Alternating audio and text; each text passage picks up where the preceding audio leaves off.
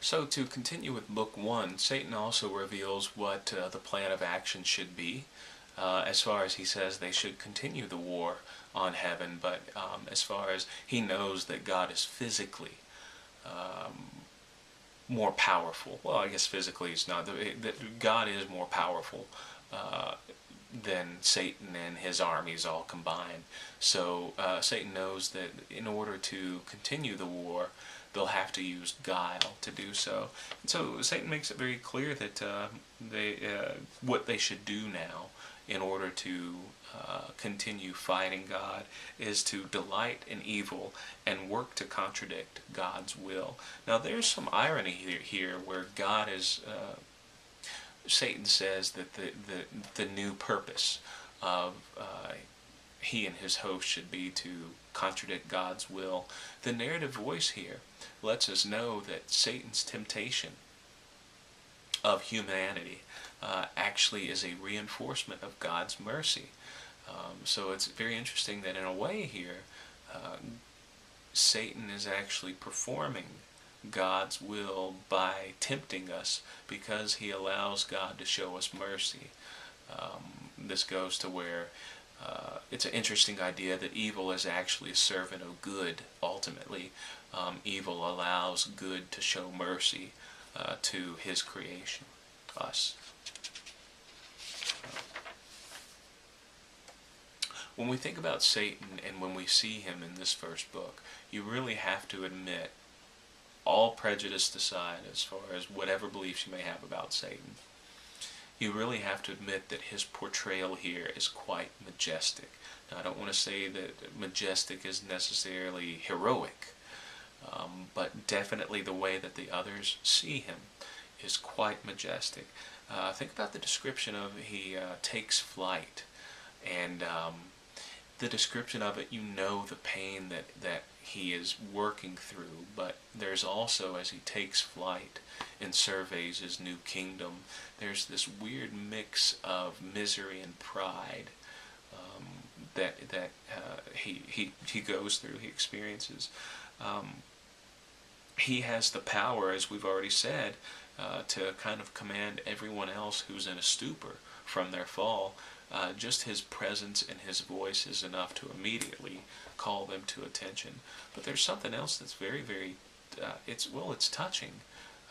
The description that is given for when Satan first addresses the multitudes that have fallen. He's just kind of commanded them out of their stupor, and they all, come to arms, and they all line up and fall in and reform. And it says that 3 times before Satan has the ability to actually begin his speech, 3 times he tries, and he's silenced by his own tears. That just the sight of all of these fallen angels that still stand by him seems to overwhelm him very much. And this is almost like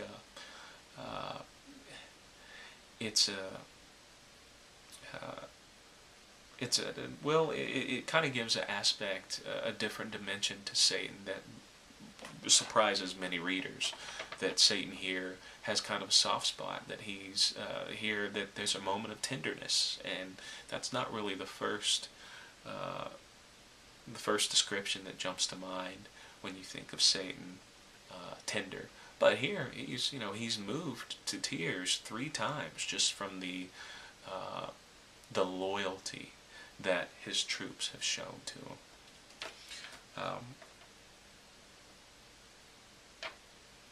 There's the famous line that we have in this first book that it's better to reign in hell than serve in heaven. And this goes back to the justification of Satan is very good at spinning things in a certain way that makes them seem like they're not as bad as they really are. So when he's talking to his troops, trying to corral their, to muster their morale, that's definitely, taken a hit since they've been overthrown. He's able to be like, hey, look, we're actually better off now. We've got freedom. We don't have to serve under that tyrant. There's several times where God is called by the demons tyrannical and a tyrant. So he's saying, hey, look, we don't have to worry about serving him anymore. So even though we're in hell, it's better to reign in hell than serve in heaven. He's very good at embracing his circumstance of being in hell, and he rationalizes something that's actually kind of interesting logic. He says that it's the mind that has the true ability to create hell. He argues that the mind can make hell of heaven. Why not make heaven of hell then? So this is kind of interesting that basically hell is something that you carry with you, not something that is all by itself that you can actually enter into and then get out of. And this is hell is a state of mind. Heaven is a state of mind. Satan seems to see that he has the power to create whatever paradise or torment he wants to. A lot of this book is kind of an epic catalog of the different demons. This is goes back to the epic tradition that Milton is definitely playing with. But Milton here shows a couple things. He shows his knowledge of, first of all, of the epic tradition, but he also shows his biblical knowledge, that he's able to go through and give the catalogs of, these biblical demons. I think it's interesting that these biblical demons, he argues, are some of the pagan gods that are worshipped by some of the pagan religions. This kind of brings everything back under the aspect of Christianity, as far as even pagan religions are spearheaded by demons who were cast out of God's throne, out of heaven.